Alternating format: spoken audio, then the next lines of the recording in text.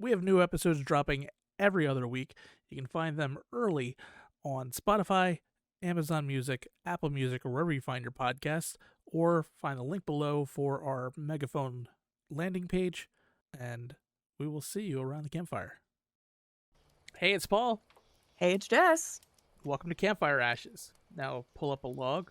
Let me tell you a story. Somewhere outside, a dog barked as a cool breeze blew into my room, drying my tear-stained cheeks. I laid in my bed, head tilted on my pillow as I gazed out my window. Soft pinks and oranges hugged the faint sliver of moon on the horizon. Hey, it's Paul. It It's was one of those Jess. nights I loved Welcome as to a Campfire child, Ashes. staying out until Now the pull up a streetlights log. flickered Let me tell on you and a my story. mom called me inside. I'd reluctantly say goodnight to my friends as I waited for my porch steps. Mom would rush me upstairs and to take a bath, and soon after, tuck me into the same bed that now confined me. The doorbell rang, ripping me from my memories. Muffled voices spoke as I waited, desperate to call out, but I couldn't. I was motionless, eyes still trained on the sky. I wanted to move, roll over, and bury myself in my blanket, but it was a rumpled mess on the floor. My nightgown was torn and damp with sweat. My back screamed as it arched painfully in the air. Small drops of blood splattered on my pillow as my fingers raked and clawed at the headboard above me, slowly tearing off my fingernails. I could hear the cracking as the nails broke bit by bit, sending searing fire into my hands and arms. My tears were my only control, the only thing that still kept me human. Soft footsteps outside my door caused a stirring within my belly. The scratching halted and my back relaxed. I was laying flat again, but the relief that pulsed through me would be brief. The doorknob turned and two people entered. My mother was hugging herself, eyes wet as she bit her lower lip. Behind her walked an average-looking man, dressed in black. He was balding, with a thin rim of gray hair around his head. He wore a tiny pair of spectacles over determined eyes as he clutched a leather-bound book to his chest, the pages yellowed from age. My head jerked in his direction and lifted slightly off the pillow. My breathing accelerated as I repeatedly licked my lips. As he spoke, my body reacted. My legs stiffened as I tried to sit up, the bindings around my wrists holding me back. I growled and wished I could stop it. The man held out a silver cross, dangling it on a chain over my broken body. As he did, my shoulders popped from their sockets as they dislocated. I sat up, arms behind me at an agonizing angle. I heard myself rasping a laugh, mouth opened and eyes narrowed. My cracked and dry lips split as a hellish grin spread across my face, the metallic taste of blood oozing into my mouth. My eyes followed the cross as the man walked around my bed. His cheeks were red and tiny beads of sweat dotted his forehead. In the corner of my eye, I saw my mother. Hands covered her mouth as she wept. All she could do was watch as her daughter broke herself into tiny pieces, helpless. What I wouldn't give to hug her and tell her I was sorry. I did what I often did when the pain took me. I escaped into my memories. I thought about my mom's proud smile as I left for my first school dance. We had spent hours trying on dresses at the mall until we found the perfect one. Pale pink lace with a silk ribbon upon my hips. She helped me with my hair and makeup and took a million pictures by the fireplace, later hanging her favorite in our living room. My date stood me up that night.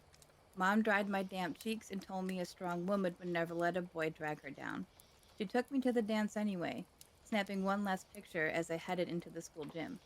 It was the last good memory I'd ever give her. Her eyes looked older now. Touches of gray glittered in her auburn hair. Her face had grown taut, and her shirt, that used to look snug, now hung loose around her frame. She looked old, worn down. It was all my fault. A new affliction brought me back, forcing fresh tears from my bloodshot eyes. The man sprinkled me with water from his cross, shouting with resolution and angst. Each drop sizzled against my fevered body. The smell of burnt flesh invaded my nostrils as each drop scored my skin, like acid on tissue paper. My legs thrashed and my head whipped backward. My throat burned as an inhumane shriek exited my lips and did not stop. My lungs begged for air that did not come. I watched as the swirled pattern of my ceiling began to fade, the edges of my vision turning dark. Just when I thought the agony was over, my chest rose as air filled my lungs, my vision beginning to return. The pale, shocked face of the man swam into my view. He slowly backed away, clutching his cross to his chest and shaking his head. He turned to my mother and spoke. I saw her sink to the floor, her emotionless face staring at me. My mouth moved, but it was not my voice that spoke. It was the scourge I had been fighting against for so long. Its deep baritone rattled the window panes as hatred flowed from my lips. It is over, Father. I have won. And with those words, my eyes once again gazed out my window. The sky had turned from beautiful to black, not a single star to be found. A roar of thunder crashed, muffling the crack of my broken neck. I felt myself drifting away. I was me again, but only for a moment. Only long enough to hear my mother speak one last time. Where is she, Father? Where is my daughter? She is elsewhere now. She is elsewhere. Oh, I'm And that's glad we the don't end. do these things with the cameras on, because I'm just like twisting and just like, oh god, oh. Dude, you don't sleep in the same house as this woman. I do. Holy canola oil. You wrote that? I did. Okay, so first off, what are we dealing with? I kind of have an assumption, but like, what are we dealing with? So that story is the experience of being possessed by a demon, but from the person being possessed themselves, as though they're watching themselves, they're watching this happen to themselves. Mm-hmm. And it's loosely based off of the possession of Annalise Michel, which you all may know from the movie The Exorcism of Emily Rose, as that movie is loosely based off of Annalise Michel. Okay. Okay. Oh man, that was rough. The fingernails getting ripped off of, I almost had to take my headset off and just be like, no, Yeah. no, no, no, no, no, no, no, Yeah. no, no, no, no, I no, no, got to no, no, that part and I was like, okay, no. he's not gonna like this part. Before we go too much further, uh, obviously it's a guest episode. You've heard Shan before. She has been on this channel before, or she's been on the podcast before, but however, you have not heard Jordan. So, Jordan, tell us who you are and a I little bit about I'm yourself. loud. I'm crazy.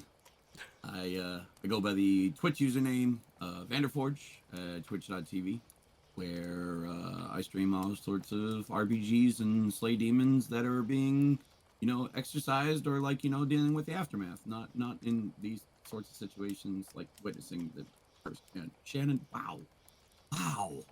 First off, that's an amazing story. So, this is the first time I've actually, like, uh, listened to anything that you've actually written. But, also, oh my god, I was twitching. Oh, the way you put that together. Oh, I'm not gonna sleep right tonight. Well, you know My what's apologies. interesting is that I am widely known as somebody who is the complete wuss when it comes to horror and stories, and I don't say this to pander to you whatsoever, Shannon. When the figure entered in, and the description of the figure entered in, and he was dressed in black with the glasses and the determined look, and then you describe the Bible, that roped me right back in. Mm-hmm. And I was just like, oh my gosh, we are actually like in the middle of an exorcism story here. This is pretty cool. So yeah, so with Annalise, her possession started right after her 16th birthday. Mm-hmm. She was diagnosed with several different forms of epilepsy, specifically temporal lobe epilepsy, which causes seizures, loss of memory, visual and auditory hallucinations. Um, it's kind of like a hyper version of epilepsy, really bad version of epilepsy, which is often something that somebody who claims to be possessed is usually diagnosed with because of their frantic movements. Mm-hmm. She was put on medication, the drugs didn't help her. Um, she eventually got to the point where she actually had destroyed the tendons in her knees from Oh, praying so many hours a day. Um, the priests were unable to help. She would rip the clothes off her body. She would perform 400 squats in a day. At one point, she crawled under a table and barked like a dog for 2 days. She ate spiders, she ate coal, she did all kinds of crazy things. Um, and when her mother found her a priest, the priest had stated that she didn't look like an epileptic. And there are some photos of her with black eyes, and she's very, very frail and thin. Her final round of exorcisms that happened took place over a period of 10 months. They did 67 different exorcisms on her. Oh wow. Um, she claimed that she was possessed by 6 demons, which include Lucifer, Cain, Judas, Adolf Hitler, Nero, and Fleischmann, which was, I guess, a disgraced priest. Okay. Um, and they were unable to successfully exorcise her, and she ended up passing away at the age of 23 from malnutrition, essentially. Mm-hmm. Which is kind of how the movie went. The movie was like she kind of gave up and just kind of like faded away, more or less. Correct. I do have a question. Okay. The resolution at the end of the story. So obviously he's performing the exorcism. Exorcism is taking place with the death of the child. When he's telling the mother she's gone away, where does that resolution lie? In your story, in your mind? Is it she's dead, she's gone to heaven, she's gone to hell? You know, stuff like that. Just like I love talking about that kind of stuff. Where does the resolution with the priest to the mom sit at the end of your story? Well, that's the thing with the ending by saying that she was elsewhere, is that is left up for you to determine, and that's going to be something that every person believes a little bit differently. They're going to make up their own minds as to where they believe she went after that.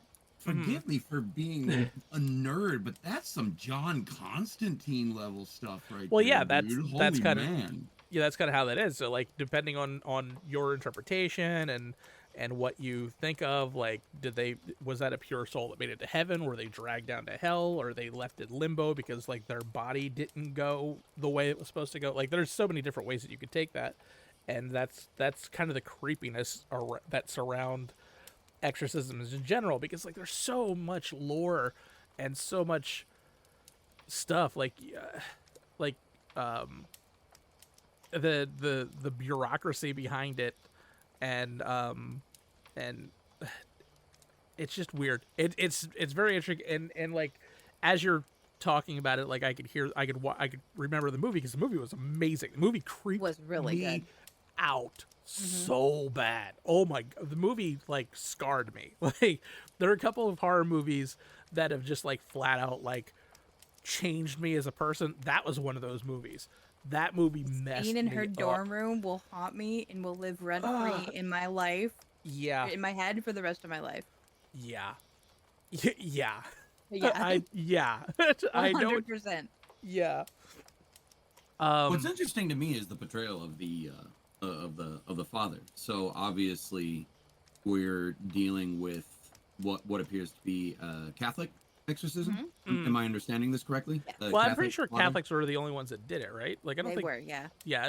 Yeah. Depending upon where you sit on that side of things, True you know. exorcism, because exorcisms, I believe, and correct me if I'm wrong, they have to be approved by what's that place in Rome? The Vatican. The Vatican, yeah. So they have to be approved by the Vatican, and the Vatican is Catholic. So an exorcism using that specific reference would be Catholic, because they have to be approved by the Vatican.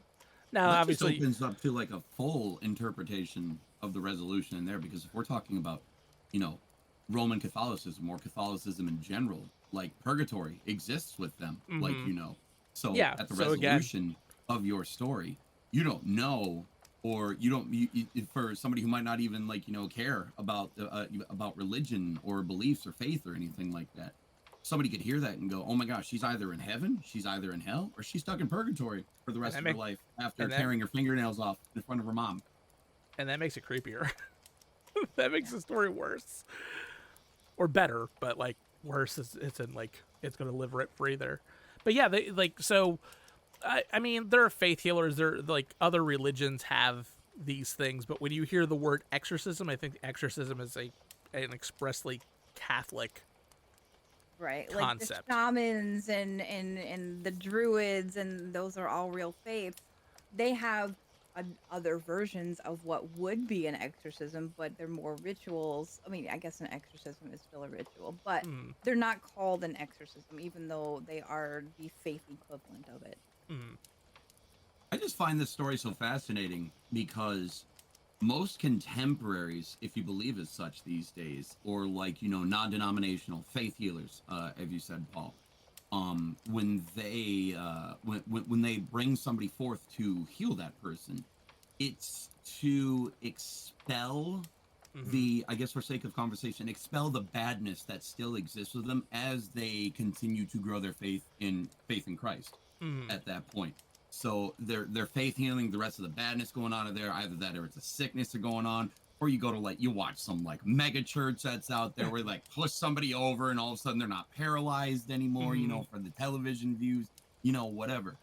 This one was straight back to the guns of like, daughter strapped to the bed, Mm-hmm. convulsing, twisting her head, puking all over the place. And a Catholic father there trying to set the spirit free instead of Yep. setting the spirit free.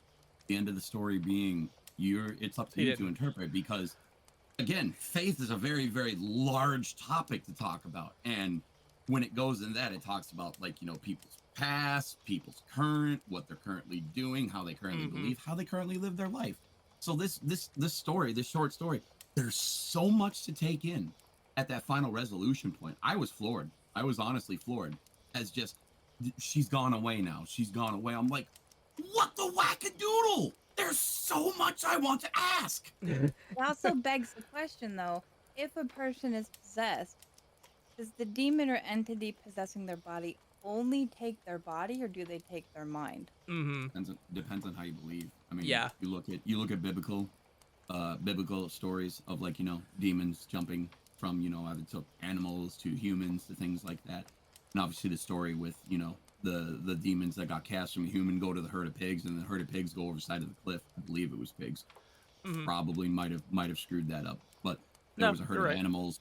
Oh, it was? Okay. So yeah, so the guy was possessed. He was the demons were expelled from the human being. We're told to go to the herd of pigs. Herd of pigs went over the edge, and boom, they were done with at that Mm-hmm. point. Essentially the works of God had taken place to expel that, and there was a finalized resolution there. But this, holy crap! Well, I mean, Man. we did get a resolution. Like her neck snapped. She died. She gone. But I'm that weird nerd that wants to know where she actually go. Like where her history was. Like, I guess that shows.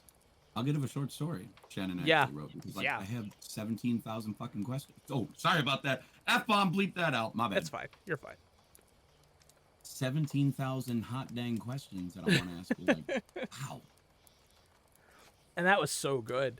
And then like I know the like the last time you were on the channel, like we talked about Devil's Advocate, like some of these things.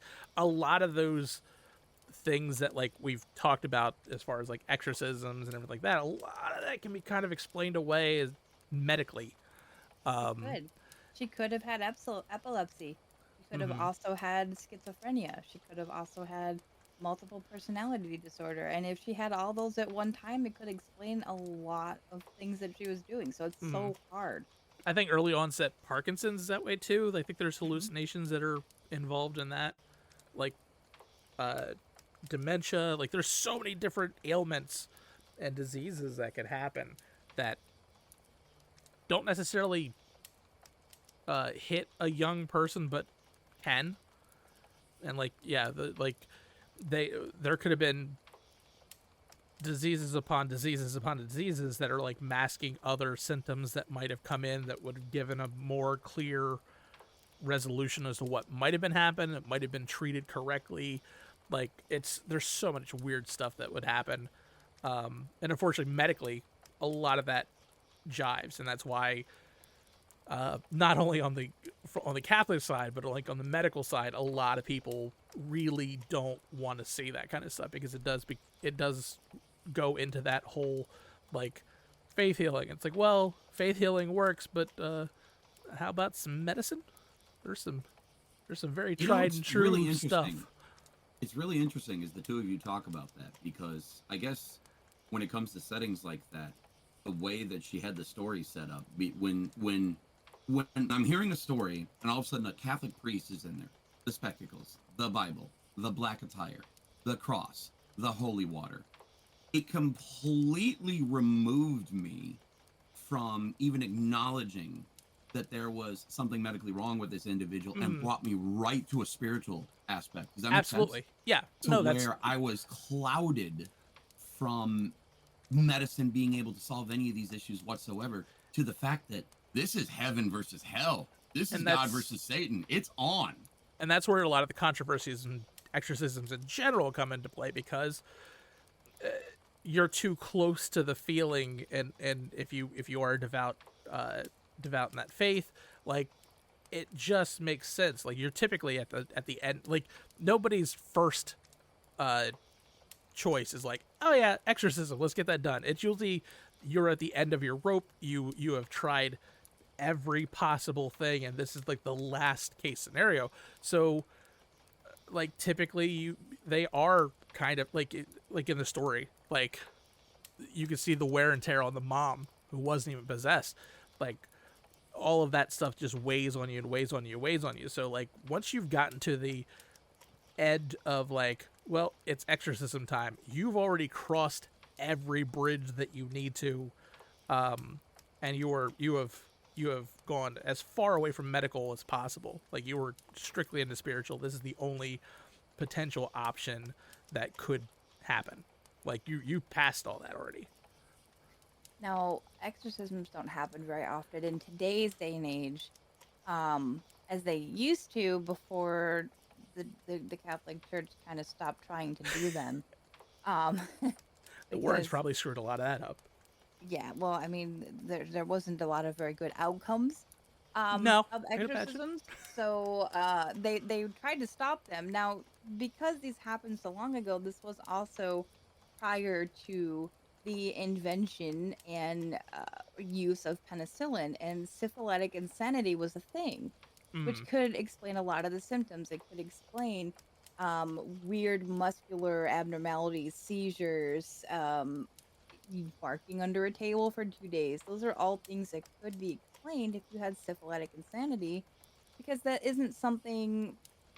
If your symptoms had gotten that bad, they've done so gradually. They have mm-hmm. done so over a 10-year period, which would explain in this case why her symptoms started at 16 and she passed away at 23. Mm-hmm. It took that 7-year period for her to reach that point, and without things like penicillin to cure that. Maybe it was never epilepsy after all, and they gave her the wrong meds. You never know. Mm.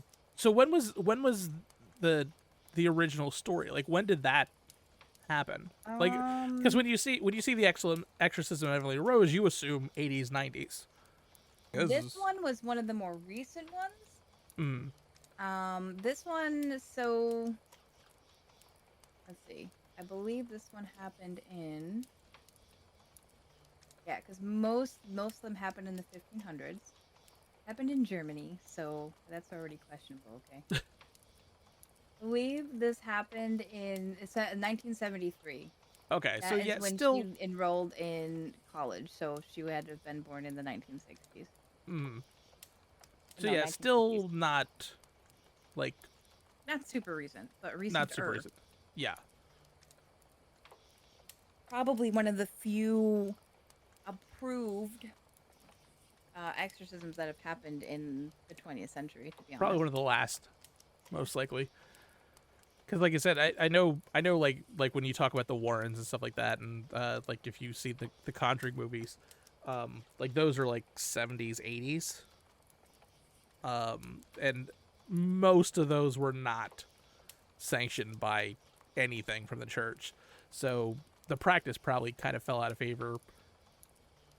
I would assume shortly after that happened, because otherwise, some of these other cases, you like, it's not a thing that you hear about. I think the only time you really start to hear about it is in movies at this point, like The Exorcist, and The Exorcist and Emily Rose, all of these things, and they're all talking about things that happened in like the 70s.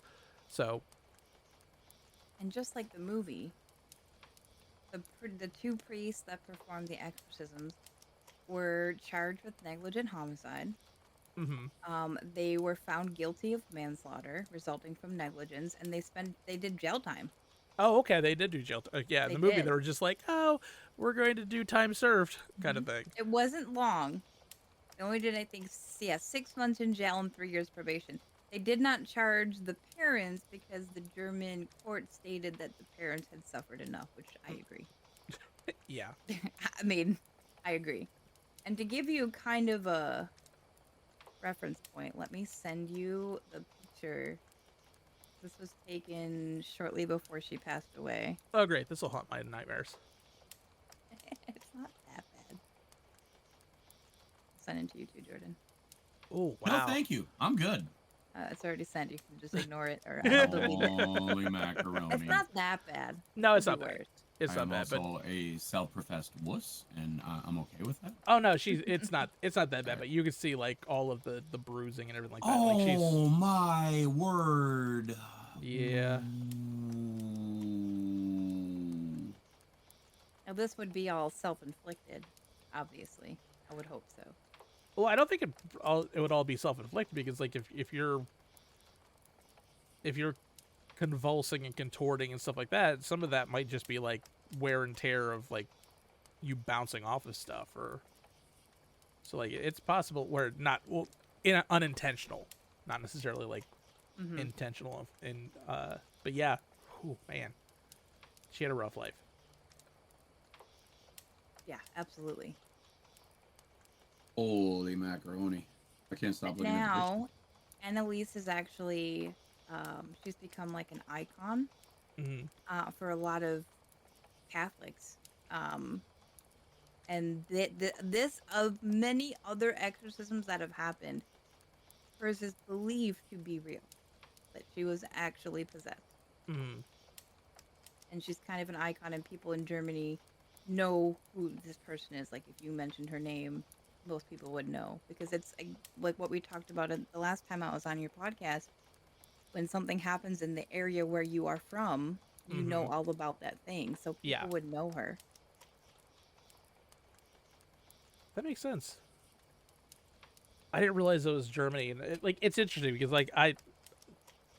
the only info that I had from this was from the movie. So like obviously the movie's going to take great liberties with the truth and everything like that, but like it's still an interesting story.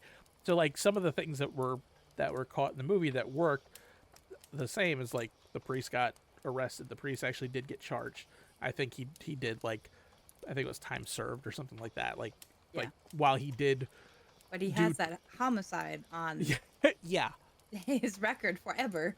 Yeah, and also he's the murder priest, so like he's not exactly he doesn't exactly have parishioners. Not gonna work anytime soon. Yeah, no, I think he's done. The story was actually frustrating for me on a very, very fun level, in that how descriptive that she was. And when we get to the priest, you know, talking about his look of determination and his small spectacles and whatnot, I kept picturing something in like, you know, earlier times going on, and then the line of flickering lights happening. I'm like, oh no, we're Nightmare on Elm Street, man. We're in modern times here. Yeah, it was definitely modern-ish, but not necessarily current. You know what else begs the question here? So as somebody who believes, because I openly talk about that with anybody, as somebody who believes, talking about exorcism in this day and age, I'm not going to say that it hasn't happened and whatnot simply because I haven't seen it, but you don't really hear a lot about that going on, as Paul described, you know, like, you know, going forward. If I were to see somebody seriously convulsing in front of my eyes, just right here, right now, it would almost be like, you know, reminiscent to watching somebody that I know in my life going through like a really bad seizure, thus bringing in the medical side of things. When this, like, you know, very much, I guess, as Shannon was putting it, is open to interpretation, whether you wanted to go the medical route or whatnot. But I don't know, man. The whole demonic voice thing and whatnot, I was like, holy macaroni, dude. Like, what did she say? Which Yeah. can be explained because there is what the like scientists call like your third voice or second voice, and you can actually alter your vocal cords to sound completely different. Well, There's I mean, also I'm not been arguing that yeah. whatsoever. mhm. I'm just saying that the open to interpretation, like thinking about it from how you guys describe it, wouldn't be an aspect I would have thought about before. I'm gonna be Well, completely honest. see again that's a lot of like framing. Like if you saw a person convulsing on the ground, you're gonna be like, oh my god, call 911, somebody's having a seizure. If you see a person convulsing on the ground and there's a priest standing over them with a cross, like you immediately like you've been removed from medical all of a sudden. It's like, what's happening? Right, Like, and there's two different ways that you can perceive that. You can see somebody having a seizure and see a priest standing over them and go, "Oh, they're possessed." But if you see that same person having a seizure with their doctor standing over them, like, "Oh, they're having a seizure." So, mm-hmm. does the priest make the exorcism, or does the seizure make the exorcism the exorcism? Mm-hmm. And that could have happened like in church. Like if Mhm. those if those seizures and things started happening in church, like your brain is not going to go, oh, she needs to go to the hospital. It's like, oh, she needs a priest. Forgive me if I laugh at that one line, but what happening at a church, I just picture again a mega church with somebody like, expelling it and they start convulsing out of there and everybody's just clapping and praising because all the bad had just been removed to them. To Oh yeah, which Yorick saying, no, she's actually kind of dying. You know. yeah.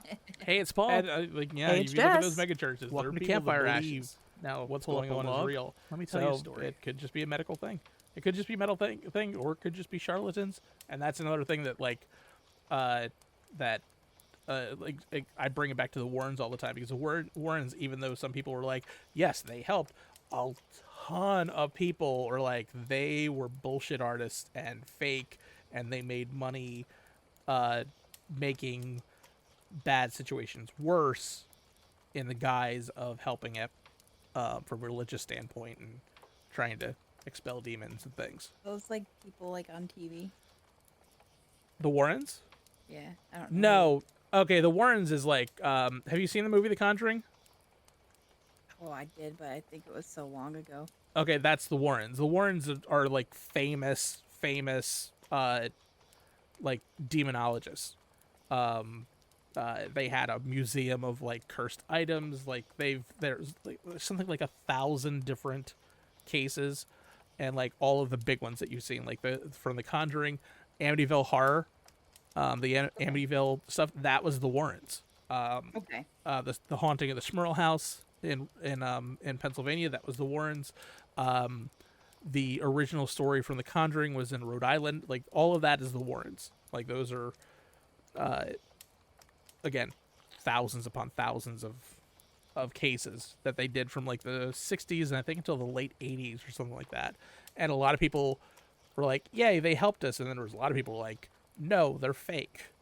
So yeah, there's a ton of stuff that you can go into with that, and it's based on your framing. It's like what you believe, what don't you believe, and where it happens, and in what capacity it happens. Because again, seizure on the ground, 911. Seizure on the ground with a priest standing over it, you're gonna take a second thought. Yep. Exactly. But this was fun. I'm glad you guys got to come over again, and I'm glad Jordan got to come in on this one. 'Cause, you don't realize what happened in the last one. Jordan was on the call and doing it, and he was just chomping at the bit. He was like, "I wanted to talk so much," and he just couldn't. I was good. I kept my microphone muted. I'm good. So I was good and respected. Yeah. So this time I was just like, "You can come along this time. You're fine." I'm actually really glad because me and Shannon, we actually we'll sit down and we'll talk about it because we have core beliefs in as human beings that are polar opposite of each other, but for whatever reason we can always come together to talk about it. It's kind of neat, and it's something I really appreciate that she does for me. Yeah, I have my core beliefs, and then I have belief in medicine, and then I have like 9 years of Catholicism like rattling around in my head from Catholic schools, and that's nah. But yeah, where can we find you guys again? You can find me at twitch.tv/shansimmortal. You can find me there on TikTok, YouTube, Insta, and Twitter as well. And Jordan? You can find me over at twitch.tv/VendorForge for all your late night rip interactions of any fantasy game if that's your thing. You can also find my voice work done at YouTube, Immortal Forge, where me and Shannon have done collab videos on the channel together. All right, we'll catch you next time. And remember, last one out douses the fire. If you heard something, no you didn't. If you're here with us next time, it means you made it through the morning.